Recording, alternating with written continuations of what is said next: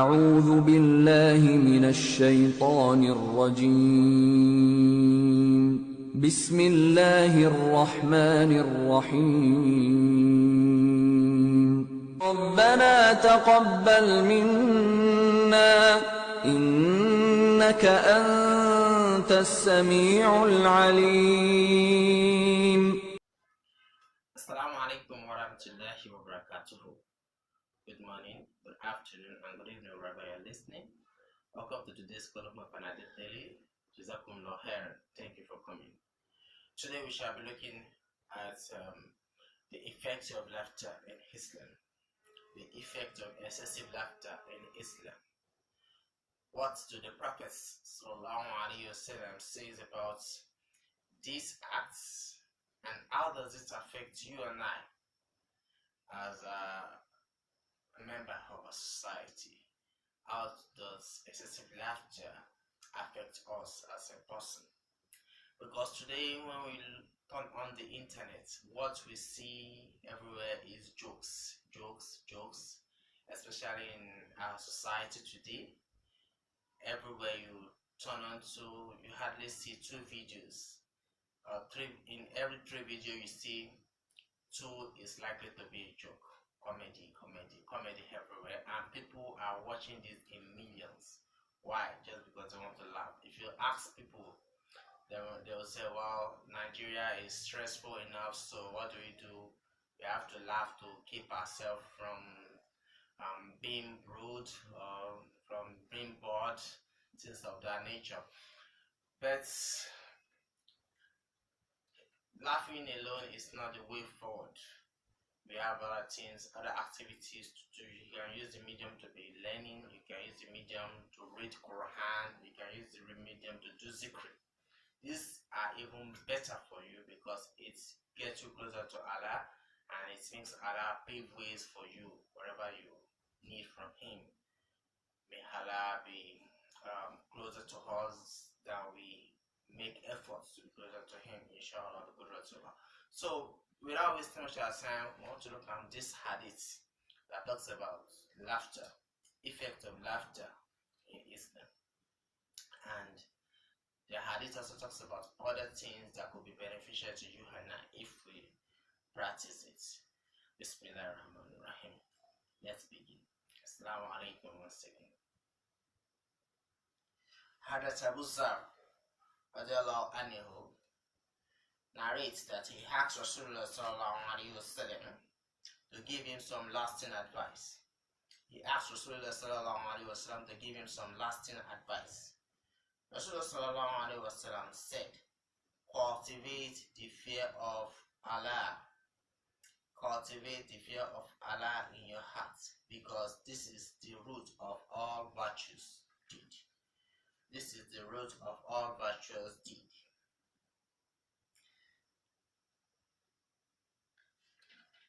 Abu Zar begged Rasulullah for more advice.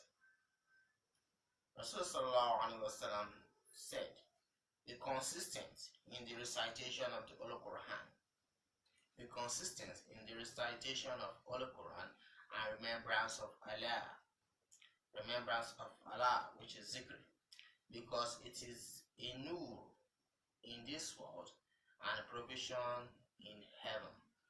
Recitation of the Holy Quran and remembrance of Allah is a nur in this world. Nur means light.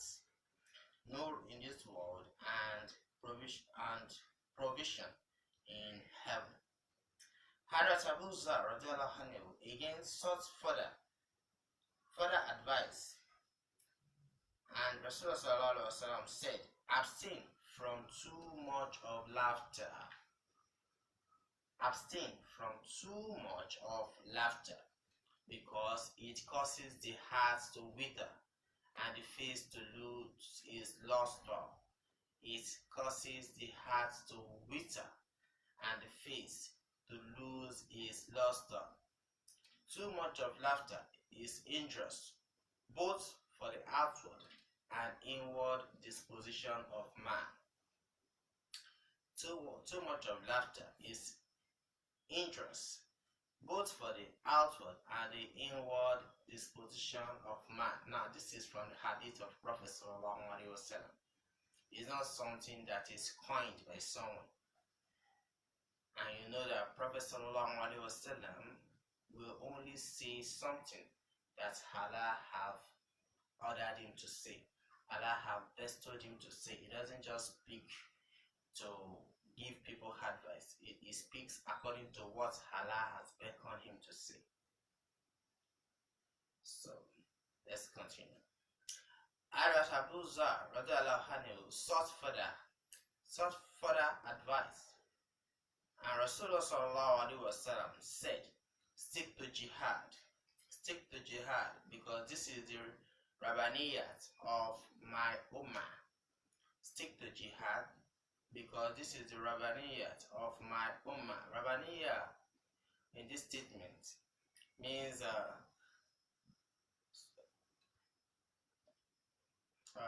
ummah severed.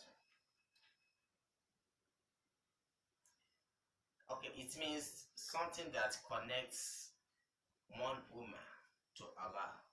Something that connects ummah. Ummah there means something that is given as the main job of an ummah. The main job of an ummah of Prophet Rasulullah sallallahu alaihi wasallam is jihad. Jihad means that protecting the religion. Protecting the religion in the time of Prophet Muhammad sallallahu alaihi wasallam is done by fighting. You fight the people that want to suppress Islam. That was the main jihad in the time of Prophet Muhammad sallallahu alaihi wasallam. Today, people don't come out openly that they want to suppress Islam, but what we have today is intellectual jihad. People are doing different things, coming in different styles to suppress the religion.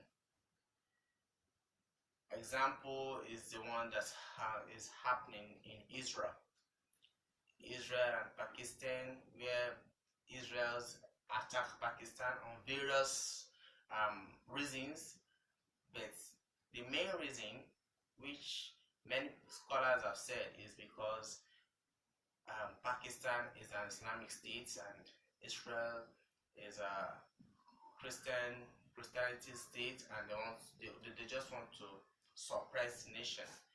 That's according to some people. But even without that, there are several examples of people trying to suppress religion, even in Nigeria as we speak today. Several examples. Even on radios, Fridays, when you turn on the radio in most of Nigerian states, where you expect to listen to Islamic programs, that's when you see other people bombarding the station, other religion bombarding the station, because they know that Muslims will want to listen to programs on that day. So a lot of ways by which people try to suppress religion today, and fighting intellectually or performing your jihad intellectually is to do whatever you can to uphold the doctrines of the religion, to uphold the doctrines of Prophet sallallahu alaihi wasallam. There are several ways you can do that. You can sponsor programs on radio. You can sponsor our fast to speak to people. You can do a lot of things to remind people about what Allah demands from them. So these are the jihad that is needed today. You don't necessarily have to go and kill people, fight people, because the world is more complicated than it used to be. But jihad has gone away. It only changes its way, but it's still very, very available. So,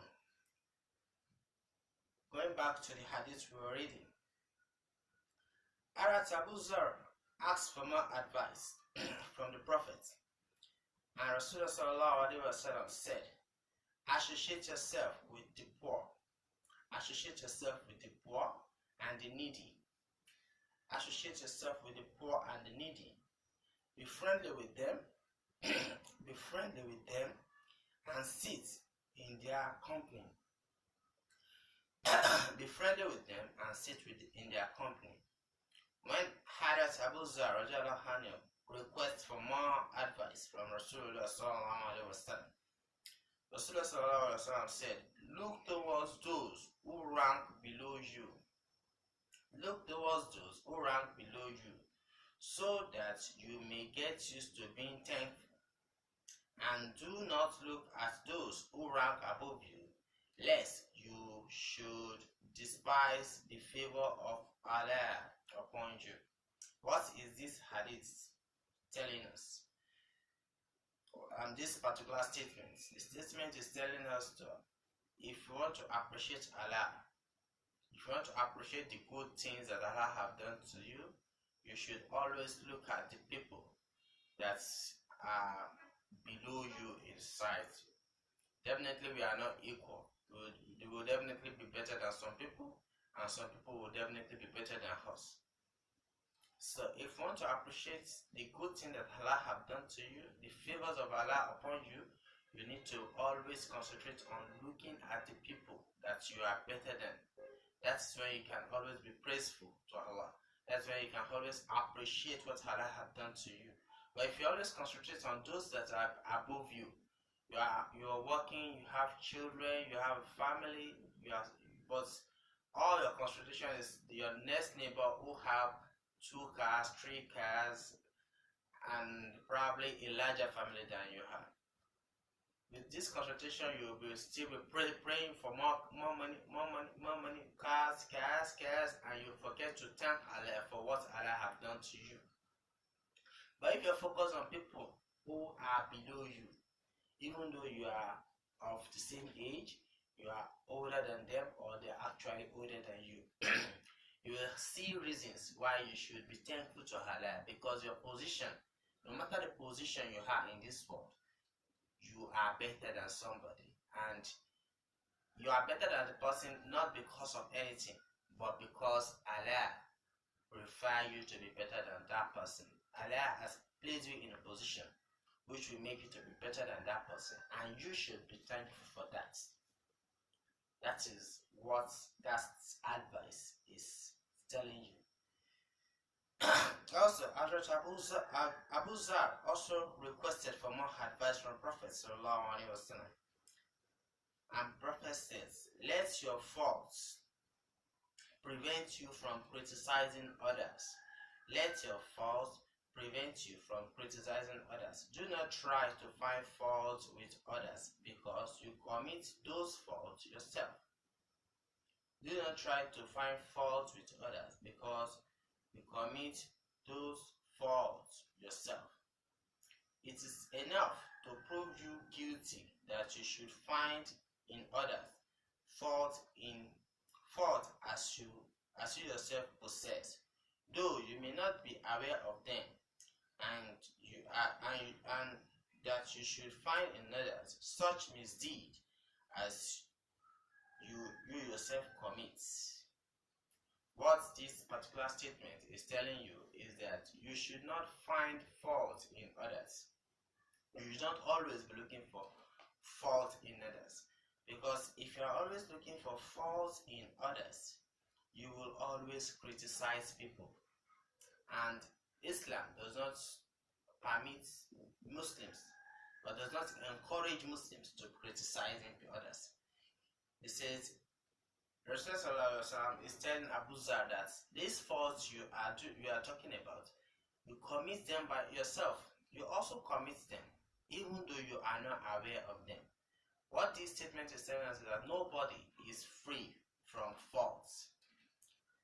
It's the rank may be higher.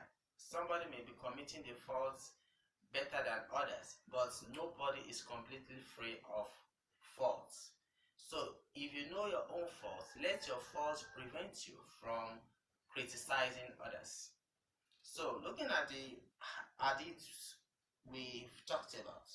The first advice that Rasulullah ﷺ gave to Abu Zar is that you should fear Allah as it contains, as it serves as the basis of all spiritual actions.